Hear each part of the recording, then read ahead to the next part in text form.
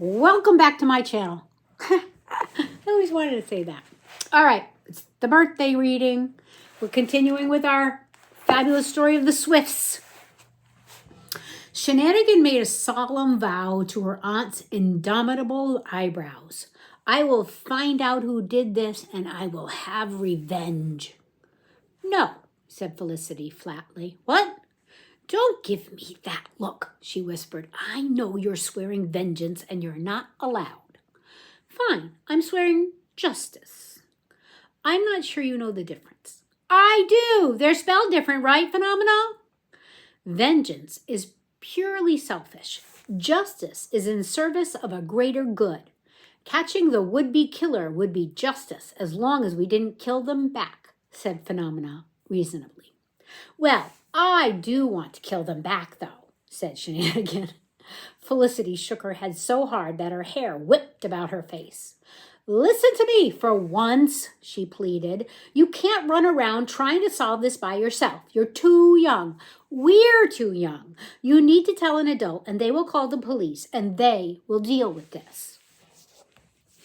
We will not be involving the police, said a voice. They turned. Aunt Inheritance stood in the doorway, ledger clutched to her chest. Peering over her shoulder was Daisy, blinking sleepily in her blue dressing gown, and a man in a long beige raincoat with the collar turned up. He was wearing a fedora, which is a type of wide-brim hat worn by detectives, and this was how Shenanigan guessed what he was. Aunt Inheritance coughed. Apologize, I didn't mean to be, what's that word? Commanding, said Daisy. Imperious, said Candor. Forceful, said Daisy. Darling, what's going on? I was sleeping, and when I heard that awful racket, oh, and she said as she saw Aunt Schadenfreude. Her hand flew to her mouth. She ran to Candor and buried her head in his shoulder. Shenanigan frowned. Daisy hadn't been sleeping. She'd seen her not 10 minutes ago, so unless she was prone to sleep sprinting, Daisy had just told a lie. They had their first suspect. We're not calling the police, repeated Aunt Inheritance. It just isn't the way things are done. We Swifts take care of ourselves. Felicity stared at her dumbfounded. You can't be serious. In family matters, it is the job of the matriarch to settle disputes, find solutions, and dispense justice, said Aunt Inheritance firmly. But Aunt Schadenfreude is the matriarch. Yes. And she's the victim. Yes. And she's unconscious. Yes. Surely you can see the problem here. Well, said Aunt Inheritance, in Lore and Law of the family Swift, it clearly states that in the absence of the matriarch, the archivist is to make any and all decisions regarding the family. And the archivist is me, so I shall be organizing everything from here on. Felicity's hands balled into fists. Aunt Schadenfreude would want to maintain our family's traditions in times of crisis, said Aunt Inheritance sharply. Felicity looked beseechingly at Cook. She's right.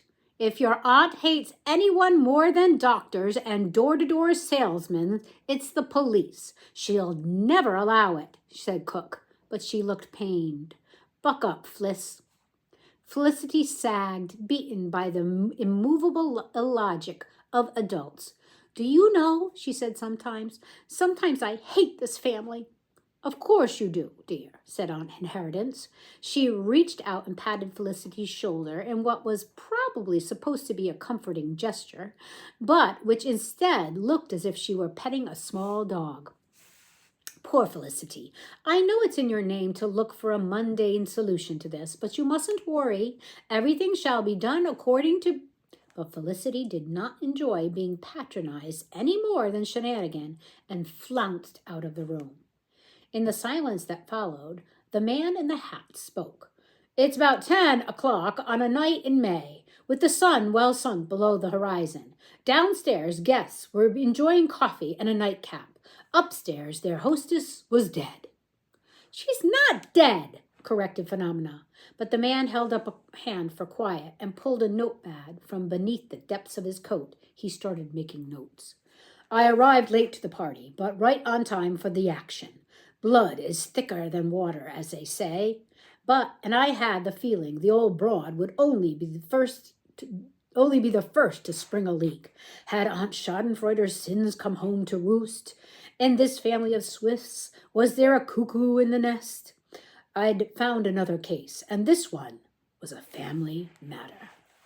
Aunt Inheritance cleared her throat. This is Gumshoe Swift, she said. He's a private detective. He's kindly offered to take the case, and given his name, I believe he'd be well suited to the task. Gumshoe was already crawling about on the floor, picking up objects and pocketing them. I'll want to interview you all later, he said. The maid first. I try to talk to the help right off the bat.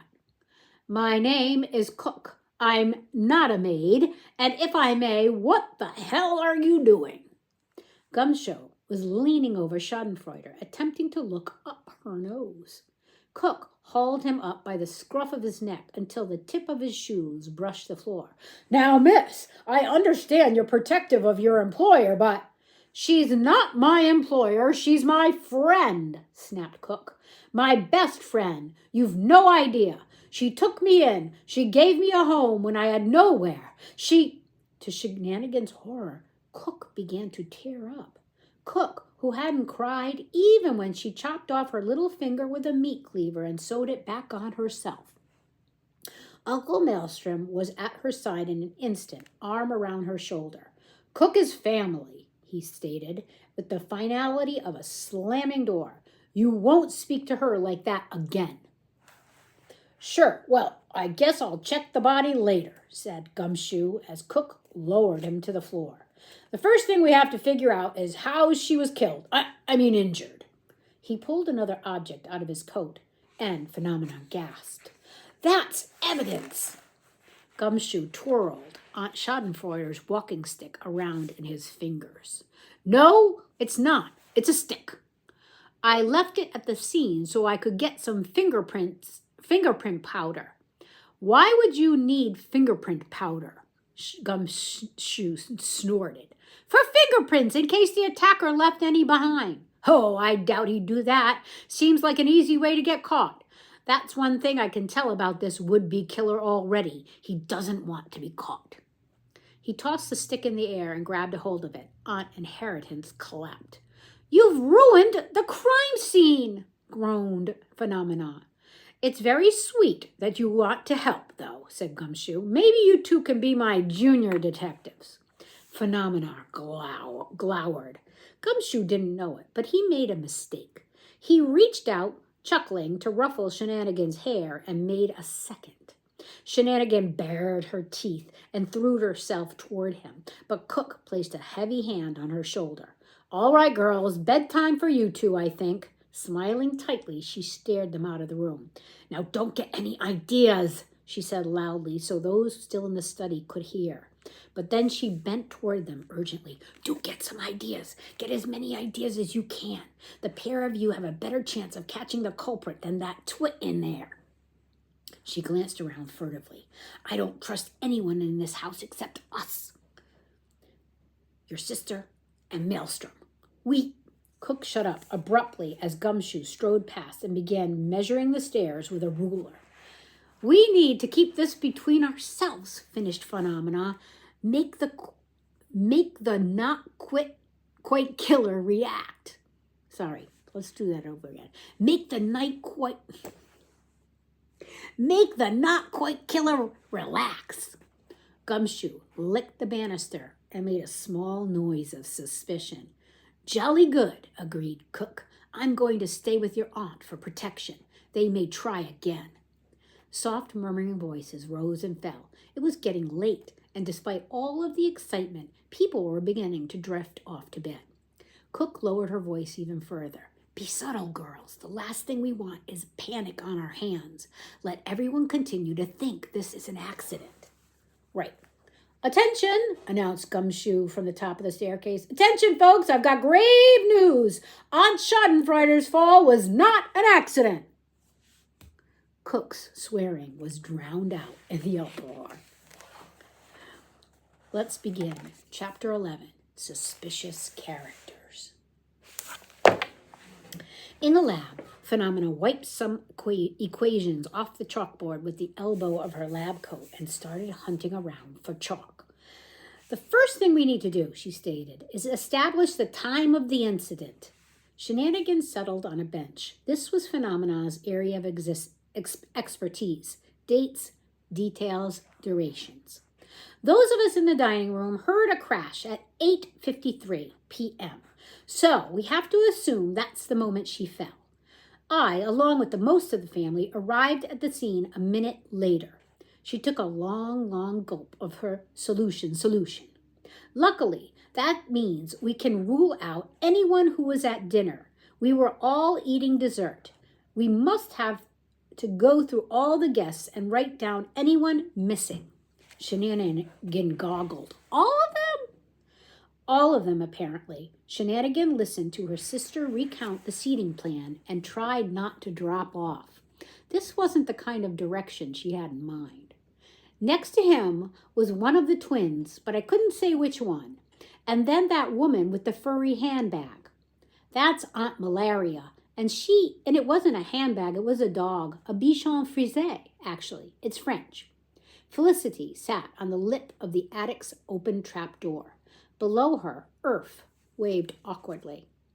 They were wearing pajamas with beetles patterned on them. Oh, hello, Earth, said Phenomena. Shenanigan, Earth was helping me with some experiments earlier. We had a fascinating discussion about hagfish while you were off doing... She frowned. Actually, what have you been up to all afternoon? Shenanigan didn't want to say napping or getting stuck in a laundry chute, so she shrugged mysteriously. She tried not to be upset that Phenomenon had asked for Earth's help with her experiments. After all, Shenanigan liked Earth, and she had met them first. So if Earth was going to be anyone else's friend, best cousin, they'd obviously be Shenanigans. The best cousin in question was inspecting the chalkboard. Shenanigan made a snap decision based on her gut and her nose, which both told her that Earth was trustworthy. That's our murder board. Someone tried to kill our aunt. To their credit, Earth didn't look too surprised. I thought there was something up, to be honest. On my way here, I saw a man in a fedora sniffing the carpet. Are these your suspects? You haven't even put down Maelstrom or Cook. And neither of them were at dinner, noted Felicity, also eyeing the board. That's what a professional would do. She picked up a spare piece of chalk, but Shenanigan snatched it from her hand. Don't be ridiculous. If you're not going to help, then go away, Felicity. Felicity didn't go away, and she didn't help. She folded her arms and sat on a bench, glaring as if she could convince them to give up the investigation through psychic attack.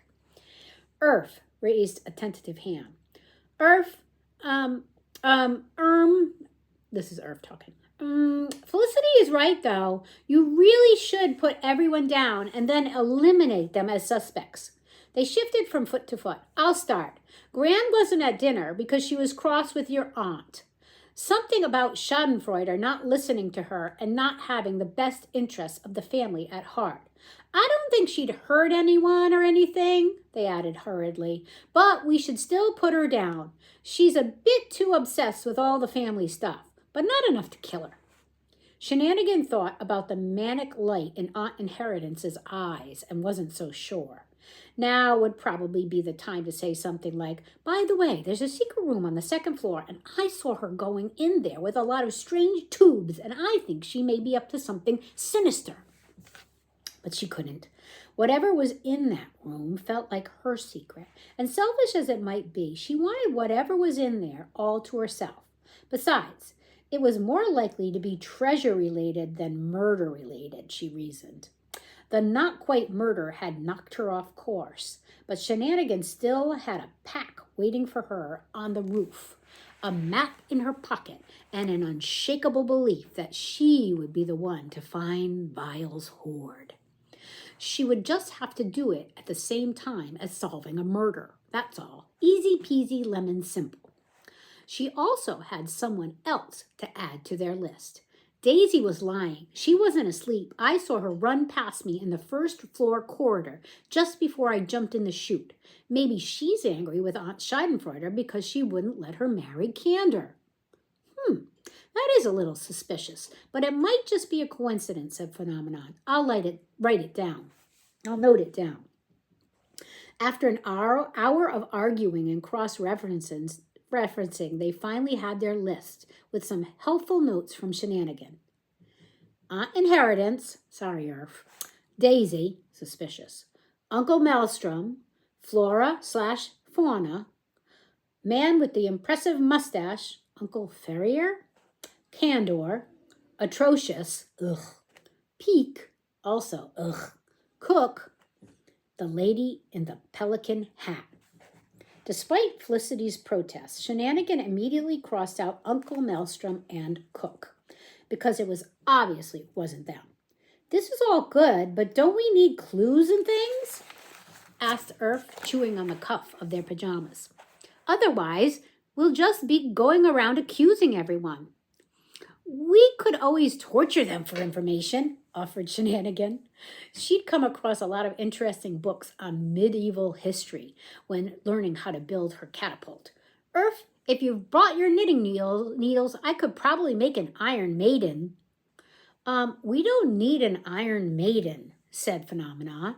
She brought out a vial from her pocket of her lab coat. Before Gumshoe got his sticky feet and fingers all over the crime scene, I did manage to find a little something. She shook the vial. The little something inside rattled. Dirt! Cried Shenanigan happily. I don't think it's dirt, but I need to run some tests to be sure. Maybe it fell from the pusher's shoe or a fold of their clothing. She shoved her glasses up her nose excitedly. The most important thing is that it's a clue. She began to haul over her microscope, beakers, and a pair of safety goggles. I was dreading this reunion, she said, taking another swig of her solution. I thought I'd be horribly bored and have to make lots of dull conversation with about my growth rate and dental status. Thank goodness someone has tried to murder our aunt. The beginning of chapter 12, or A Fine Charade.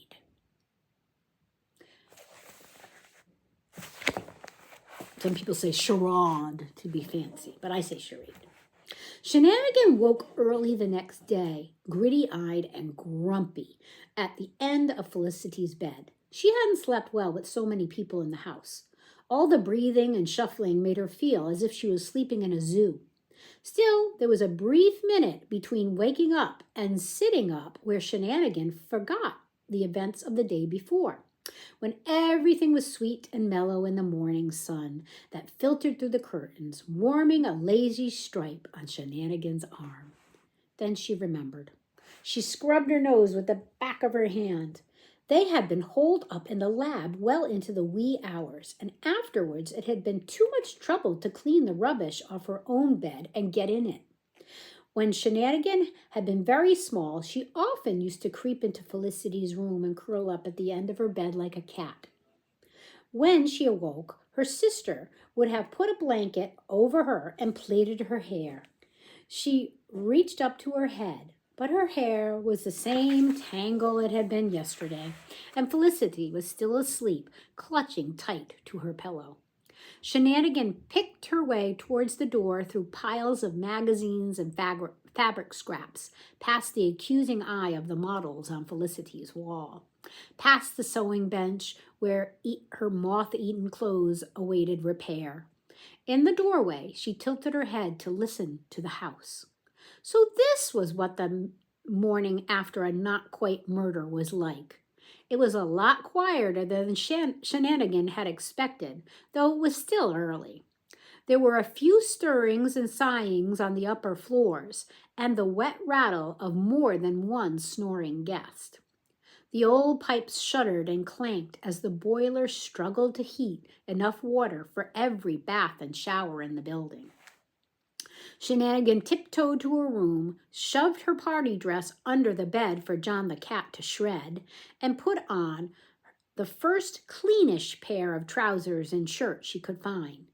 She made sure her pockets were full of useful things like lock picks and string and her map. She had important business before breakfast. She was headed to the East Wing to consult one of the only people in the house she trusted enough with the secret room. I wonder who that could be. We'll find out tomorrow or the next time we read. Until we read again, here are loving birthday kisses. I love you.